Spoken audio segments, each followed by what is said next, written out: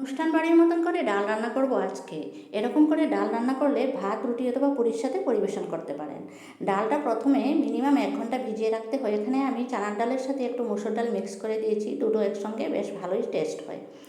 তারপরে আমি ডালটা প্রেশার কুকারে দিয়ে উপর থেকে ফেনাটা ফেলে দিচ্ছি, কারণ এই ফেনাগুলো ফেলে না দিলে ডাল থেকে একটা কাঁচা গন্ধ বের হয়।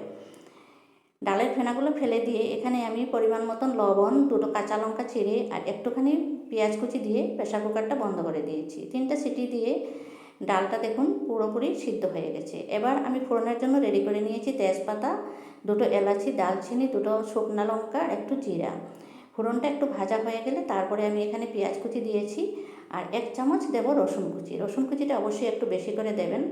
তারপরে ফোড়নটা বেশ ভাজা ভাজা গন্ধ বের হলে তখনই আমি ডালটা এখানে ঢেলে দিলাম। ডালের ঘনত্বটা দেখুন, পরিমাণ মতো লবণটা চেক করে নিয়ে তারপরে এখানে আমি গরম মশলা অ্যাড করে দিলাম। গরম মশলা অ্যাড করে গ্যাসের ফ্লেমটা অবশ্যই বন্ধ করে দেব। পছন্দ হলে আমার ভিডিওটা একটা লাইক দেবেন, চ্যানেলটা সাবস্ক্রাইব করে দিয়ে আমার সাথে থাকবেন। ডালের ঘনত্বটা অবশ্যই এরকম থাকতে হবে, তাহলে বেশ ভালোই লাগবে খেতে। একবার রান্না করলে বারবার খেতে ইচ্ছে করবে।